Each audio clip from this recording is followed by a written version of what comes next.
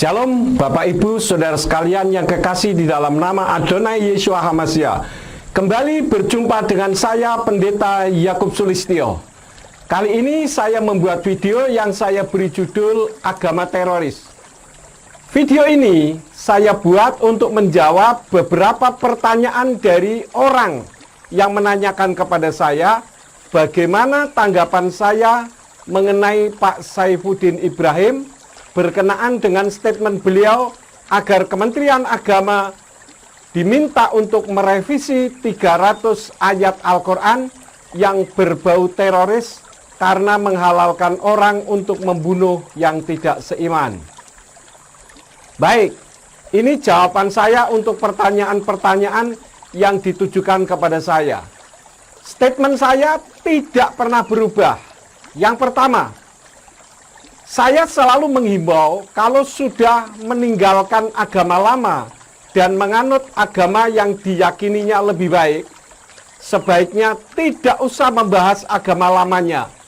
Kalaupun membahas agama lama, hanya sebatas bersaksi kenapa pindah agama. Kenapa? Karena itu hak seseorang untuk menganut sebuah keyakinan dan hal itu sah-sah saja serta diatur dan dilindungi oleh undang-undang. Saya sering katakan bahwa tidak perlu disama-samakan agar terjadi kerukunan beragama di Indonesia. Karena kenyataannya tiap agama itu memang berbeda-beda, tetapi bukan berarti tidak bisa rukun. Kalau orang mengatakan, oh semua agama sama, saya katakan ini kurang tepat. Kenapa? Karena jika disuruh pindah ke agama saya, tidak mau. Nah, katanya sama, tentu tidak bersedia kan? Itu membuktikan bahwa secara hati nurani dan sesuai isi teologinya memang berbeda. Jadi untuk rukun tidak perlu harus disama-samakan. Bagi saya, jika seseorang menyampaikan statementnya bahwa agamanya itu yang paling benar, itu sah-sah saja, dan justru menurut saya memang seharusnya demikian. Karena kalau saya mengatakan bahwa agama saya tidak yang paling benar, berarti saya masih ragu-ragu dengan iman saya. Dan justru memang menurut saya seharusnya demikian. Artinya kita memang harus meyakini bahwa agama kita yang paling benar. Tetapi bukan berarti harus memaksakan kehendak orang lain harus sama dengan dirinya. Karena tiap orang punya hak untuk memeluk agamanya yang menurutnya yang terbaik. Bahkan saya katakan, orang mau menyembah batu, mau menyembah pohon, dan sebagainya, itu sah-sah saja jika seseorang menganggap itu yang terbaik baginya. Jadi yang terpenting, tidak memaksakan kehendak. Ini yang paling penting, Bapak Ibu Saudara sekalian. Karena semua sudah diatur oleh undang-undang di Negara Kesatuan Republik Indonesia yang kita cintai ini di bawah ideologi Pancasila sebagai pemersatu bangsa dengan semboyannya Bhinneka Tunggal Ika. Walaupun berbeda-beda, tetapi kita satu adanya. Karena kita hidup di negara Indonesia yang realitasnya terdiri dari banyak suku, bahasa, budaya, golongan, dan agama. Dan Pancasila selama ini sudah terbukti menjadi pemersatu bangsa yang heterogen. Jadi yang memaksakan kehendak harus homogen tentu tidak cocok untuk negara kita. Saya pernah ditanya oleh seseorang, menurut Pak Yakub, khilafah itu bagus atau tidak? Saya katakan bagus, terbukti ada pengikutnya. Artinya bagi yang mengikuti kan menilai itu bagus toh. Tetapi meskipun bagus, rasanya tidak cocok untuk Negara Kesatuan Republik Indonesia karena lebih cenderung menjadikannya homogen. Dan hal ini sangat tidak mungkin karena bisa terjadi perang saudara. Namanya keyakinan itu tidak bisa dipasung. Orangnya boleh saja dipasung di dalam penjara. Tetapi ideologi yang ada di dalam hatinya tidak akan pernah bisa dipasung sampai kapanpun. Kecuali pada akhirnya menyadari bahwa keyakinan untuk memaksakan kehendak itu merupakan sebuah kesalahan fatal. Kita mengenal bersama ada orang-orang yang tadinya berusaha memaksakan kehendak untuk menjadikan negara kita ini menjadi homogen, bahkan menggunakan bom dan sebagainya. Namun akhirnya mereka ada yang sadar bahwa ideologinya salah untuk NKRI. Ini kita perlu mengapresiasinya tentu saja. Menurut saya, orang mau berprinsip apa saja boleh, asal tidak memaksakan kehendak. Jika memaksakan kehendak, apalagi di negara kesatuan Republik Indonesia yang heterogen, tidak cocok untuk tinggal di negara kesatuan Republik Indonesia. Karena akan selalu menimbulkan konflik. Nah, dalam kekristenan pun sama.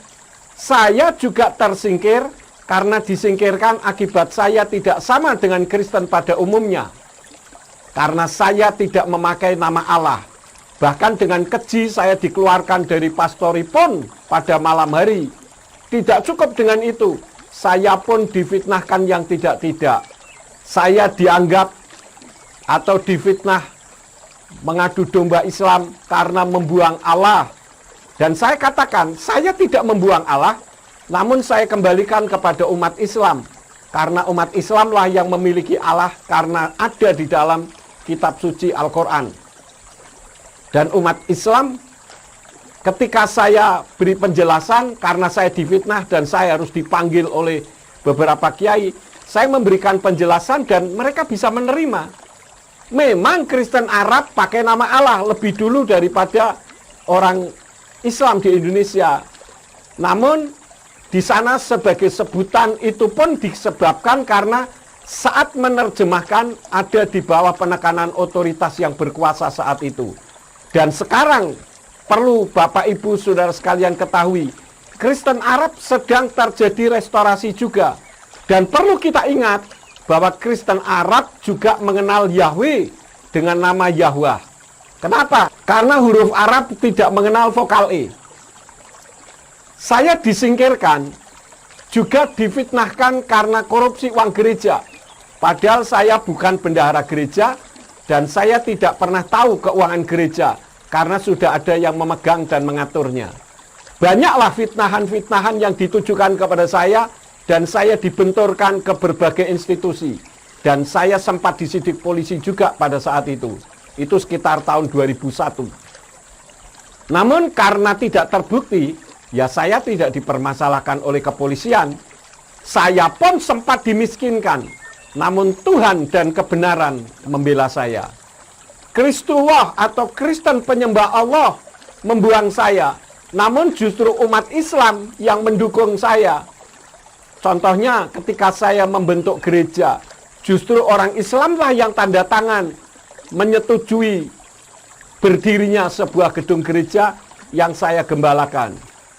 Bagi saya yang tidak memakai nama Allah dalam kekristenan, karena dalam kitab Tenak dan Brit Kadasa, yaitu perjanjian lama dan perjanjian baru berbahasa Ibrani, sebagai dasar kitab sucinya umat Kristen, tidak ada nama Allah. Bahkan dalam kitab suci Kristen berbahasa Inggris pun tidak ada nama Allah. Hanya di Indonesia saja nama Allah dipertahankan mati-matian. Karena nama Allah itu sudah menjadi nama yang disembah oleh umat Islam, maka saya kembalikan dengan hormat. Bagi saya menghormati umat Islam yang menggunakan nama Allah. Nah, umat Kristen sesuai kitabnya sendiri sudah ada nama sesembahannya sendiri, yaitu Yahweh di dalam nama Yeshua HaMashiach dan Ruach HaKodes yang selama ini dikenal dengan Bapa, Putra, dan Roh Kudus. Jadi antara Kristen dengan Islam tidak perlu dicari persamaannya agar rukun. Yang terjadi justru menimbulkan kecurigaan mengkristenkan atau mengislamkan. Biarkan perbedaan yang ada, biar tetap berbeda. Yang penting ada kesadaran untuk hidup bersama dan menjadi saudara dalam negara kesatuan Republik Indonesia kita tercinta ini. Misalkan soal Isa. Isa tidak usah disama-samakan dengan Yeshua HaMashiach yang selama ini dikenal dengan Yesus Kristus. Karena memang berbeda. Isa lahirnya di bawah pohon korma. sedangkan Yeshua HaMashiach lahir di Migdal Eder kandang hewan. Isa tidak mati di salib, sedangkan Yeshua HaMashiach mati di salib. Silsilah keturunan Isa pun berbeda dengan silsilah keturunannya Yeshua. Saya memang tidak memungkinkan untuk mengungkapkan hal ini, tetapi di video-video saya sudah banyak saya membahas tentang masalah ini. Jadi, ya memang berbeda, maka tidak usah disama-samakan. Akibatnya ada klaim bahwa yang tertulis di kitabnya sayalah yang benar dan mempersalahkan yang lain. Bukankah hal ini yang selama ini menimbulkan konflik dan saling mencurigai? Itu yang pertama. Yang kedua, tidak usah menjelekkan agama lamanya. Karena Pak Saifuddin Ibrahim sudah meninggalkan agama Islam. Karena dianggap ada ayat-ayat yang berpotensi menimbulkan munculnya terorisme. Biarkan saja menurut saya pemimpin-pemimpin agama Islam itu sendiri yang mengusulkan untuk merevisi kitabnya. Toh sudah terbukti teroris itu tidak baik karena membunuh orang yang tidak bersalah. Jadi tekuni saja agama Kristen yang sudah dianutnya agar lebih kuat imannya. Nah, himbauan saya kepada Pak Saifuddin Ibrahim ini, demikian pula bagi umat Kristen yang sudah berpindah ke agama Islam. Tekuni saja agama Islam dengan lebih sungguh-sungguh agar iman Islamnya lebih kuat. Tidak usah menjelek-jelekan kekristenan yang sudah ditinggalkannya. Dan himbauan saya kepada umat Islam, janganlah memperkuat iman Islam Anda dengan disenangkan karena mengetahui kejelekan-kejelekan kekristenan dari mantan Kristen. Karena sudah mantan, ya tentu saja Kristen dianggap jelek. Dan mungkin juga sampah. Bagi saya, orang Kristen yang mengaku sebagai mantan pendeta terkenal dan bertitel berderet-deret dari ujung barat sampai ujung timur sekalipun, tetapi jika berdakwah dengan menjelekkan agama lamanya, itu sedang mengumbar sampah dan racun rohani, serta sedang menipu Anda agar Anda senang dan berharap mengundang lagi, sehingga bisa mendapatkan materi dari hasil undangan Anda tersebut. Sementara kebaikan dari agama Islam yang dianutnya saat ini tidak diketahuinya. Seharusnya umat Islam menunjukkan apa kebaikan agama Islam dibandingkan dengan agama Kristen yang sudah ditinggalkannya. Kan begitu seharusnya. Sehingga umat Islam tidak tertipu dengan bualannya agar umat Islam senang. Jadi tidak ada ilmu yang didapat dari ceramahnya, kecuali ilmunya hanya menjelek-jelekan dari agama sebelumnya yang memang sudah dianggapnya tidak berguna dan sampah belaka. Jadi inilah dua jawaban saya dari pertanyaan-pertanyaan yang selama ini ditanyakan kepada saya berkaitan dengan himbauan Pak Saifuddin Ibrahim yang meminta Menteri Agama merevisi 300 ayat Al-Quran. Sehingga saya tidak perlu lagi menjelaskan, cukup dengan menonton video ini saja. Bagi umat Kristen yang memaksakan kehendak harus menggunakan Allah, bagi saya ya silahkan saja dan monggo kerso, silahkan. Itu iman Anda dan tidak usah juga memaksakan kehendak saya untuk meniadakan yang memang tidak ada dalam kitab suci dan mengada-adakan yang ada. Saya membiasakan yang benar berdasarkan firman, bukan membenarkan yang sudah biasa. Kenapa? Karena nama Allah bisa ada di kitab sucinya umat Nasrani karena diterjemahkan oleh Abdullah bin Abdul Qadir Munsi yang notabene beragama Islam. Jadi nama Allah yang tidak ada di dalam kitab berbahasa Ibrani, ya saya tidak adakan. Sedangkan nama Yahweh yang seharusnya ada, ya saya pulihkan dan saya adakan. Di mana salah saya?